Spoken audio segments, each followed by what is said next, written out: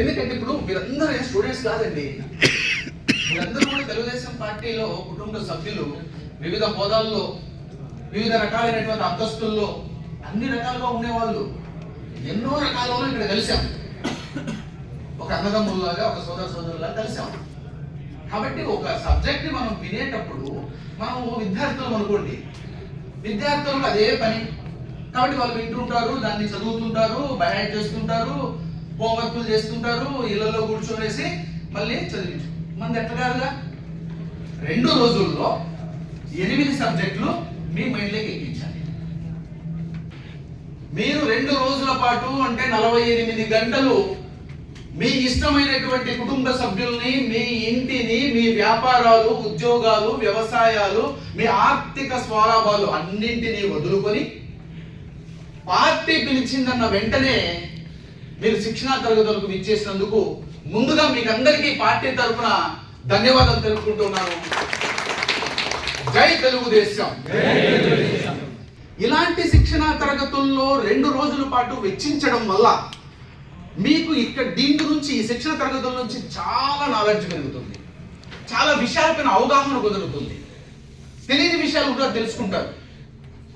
కాబట్టి ఇది చాలా అవసరం కూడా. అందుకోసం ఒక 2 రోజులు పాటు కేటాయించడం నిజంగా మరి 5 ఏళ్ల కాలంలో 2 రోజులు మనకేం గొప్పేం కాదుగా. 5 ఏళ్ళు ఎలాగో పోరాడుతుంటాం, పార్టీ కోసం పనిచేస్తూనే ఉంటాం, అందులో ఇది ఒకటి.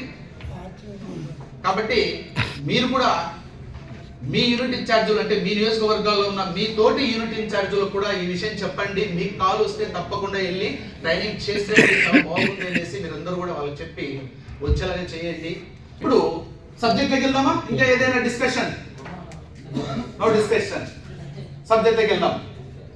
ఎన్నికల నిర్వహణ, పోల్ మేనేజ్మెంట్. ఇది చాలా ముఖ్యమైనటువంటి ఘట్టం. ఏ పార్టీకైనా 5 సంవత్సరాల పాటు మనం ప్రజలకు చేసేటువంటి సేవలు చేస్తూ ఉంటాం, అలాగే మనకు ప్రాంతాలకు చేసే అభివృద్ధులు చేస్తూ ఉంటాం.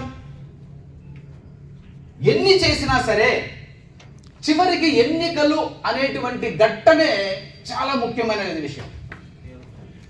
ఇక్కడ మనం చాలా జాగ్రత్తగా, చాలా అలర్ట్గా ప్రతి విషయాన్ని క్షుణ్ణంగా అవగాహన చేసుకొని ఆ ఎన్నికల నిర్వహణ కార్యక్రమంలో కనుక మనం 1 నెల ముందు రోజుల నుంచి జాగ్రత్తగా పడితే తప్పనిసరిగా ఆయా బూతుల్లో, ఆయా క్లస్టర్లలో, ఆయా మండలాల్లో నియోజకవర్గానికి బలమైనటువంటి ఓటు వచ్చి చేరుతుంది. అక్కడ నియోజకవర్గ ఎమ్మెల్యే గెలుపు అనేది సాధ్యమవుతుంది. కాబట్టి ఎన్నికల నిర్వహణ అనే విషయంలో మాత్రం చాలా మనం జాగ్రత్తగా ఉండాలి. అందులో తెలుసుకోవాల్సిన విషయాలన్నింటినీ కూడా మీరు బాగా అనుభవంతో తీసుకోవాలి. ఇప్పుడు ఈ సబ్జెక్ట్లో మీకు ఈజీగా అర్థమయ్యే కోసం 5 భాగాలుగా ఈ సబ్జెక్ట్ని చెప్తా. 5 భాగాలుగా ఈ సబ్జెక్ట్ని మీకు తెలియజేస్తా. 1వ భాగం అయితే మనకు మొట్టమొదట వచ్చేది ఏంటి వస్తుంది? ఎన్నికలకు పోయే ముందు ఓటర్ వెరిఫికేషన్ వస్తుంది.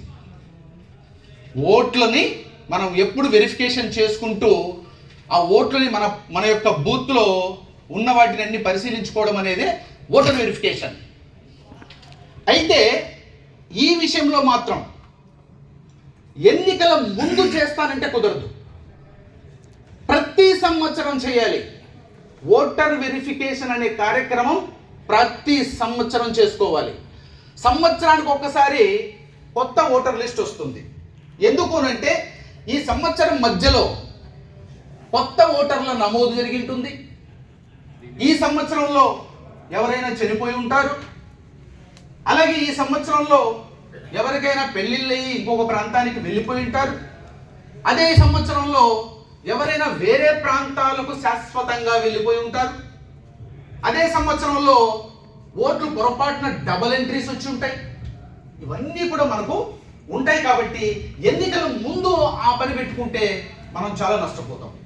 కాబట్టి ప్రతి సంవత్సరం వడపోస్తూ ఉంటే ఎన్నికల లిస్టు దగ్గర పెట్టుకొని చివరి ఎన్నికలప్పుడు ఈజీగా ఉంటుంది మనకు. అందుకోసం ఓటర్ వెరిఫికేషన్ అనే కార్యక్రమాన్ని అయితే తప్పనిసరిగా మీరు ప్రతి సంవత్సరం ఖచ్చితంగా దానిపైన 1 వారం రోజులు దృష్టి పెట్టండి. మీకు సపోర్ట్ ఇవ్వడానికి ఎన్నికల నిర్వహణ కమిటీ అనేది కూడా మన బాబు గారు ఒక కమిటీని తయారు చేసి పెట్టారు. 210 మంది సభ్యులు ఉన్నారు. ప్రతి నియోజకవర్గానికి కూడా ఒకరు హెల్పింగ్ చేయడానికి ఉన్నారు. ఏదైనా మనకు డౌట్లు ఉంటే క్లియర్ చేసి సహాయం చేయడానికి. కాబట్టి ఎన్నికల వెరిఫికేషన్ అనేది, ఓటర్ వెరిఫికేషన్ అనేది మాత్రం ఖచ్చితంగా ప్రతి సంవత్సరం కూడా మనం చేయాలి. ఇక రెండవది నామినేషన్ ప్రక్రియ. ఇదైతే ఎన్ని రోజులప్పుడు చేయాలి? పోలింగ్ కి ఒక నెల రోజుల ముందు. ఎప్పుడు?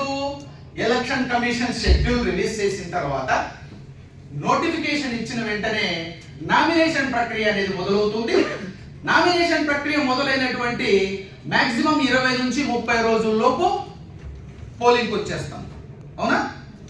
సో కాబట్టి దీని యొక్క సమయం 30 రోజులు అనుకుందాం. సో నామినేషన్ తర్వాత నెక్స్ట్ ఘట్టం గట్టిగా చెప్పండి సార్. గుడ్ సార్, మీరు చెప్పింది ఉందిలేండి ఇందులో. కాకపోతే నామినేషన్ అనే దాంట్లో ఇవన్నీ స్కూటీలు అన్ని అది కూడా చెప్తా. బట్ నెక్స్ట్ భాగం తీసుకుంటే ప్రచార కార్యక్రమం. పర్మనెంట్ మైగ్రేషన్ కానీ మ్యారేజ్ కానీ ఉన్నాయి కొన్ని. ఏంటి? పర్మనెంట్ మైగ్రేషన్ కానీ మ్యారేజెస్ ఉన్నాయి. ఓకే. ఫర్ ఎగ్జాంపుల్ గర్ల్స్ పెళ్ళి అతనింటికి వెళ్ళిపోతారు. వాళ్ళు ఓటు తీయడానికి మేము అప్లై చేస్తే వాళ్ళు తీయట్లేదు, వాళ్ళు ప్రూఫ్ ఇమ్మంటారు. ఓకే సార్, అలాంటి డౌట్లా ప్లీజ్, అలాంటి డౌట్లు అయితే మనం క్లాస్ తర్వాత మాట్లాడతాం. ఎందుకంటే అట్లాంటి మోర్ ఆఫ్ డౌట్స్ మనకి చాలా వస్తాయి. దాన్ని డిస్కస్ చేస్తే మనం సబ్జెక్టు వెళ్ళిపోతాం.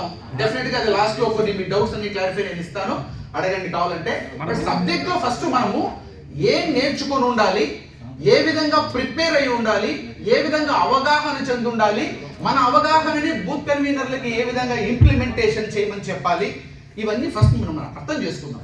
ఓకేనా? దాంట్లోకి వెళ్ళామంటే సబ్జెక్ట్ కంప్లీట్ డివేషన్ టోటల్ గా. సో కాబట్టి మనకి ఇక్కడ నెక్స్ట్ వచ్చేటువంటి ఘట్టం ప్రచార కార్యక్రమం. ప్రచార కార్యక్రమానికి వ్యవధి మనకు ఒక 20 రోజులు 22 రోజులు ప్రచార కార్యక్రమం వ్యవధి ఉంటుంది. ఈ టైంలో ప్రచారం చేసుకుంటాం. నెక్స్ట్ ప్రచారం తర్వాత చెప్పండి సార్, పోలింగ్. ప్రచారం అయితే నెక్స్ట్ అదే కదా.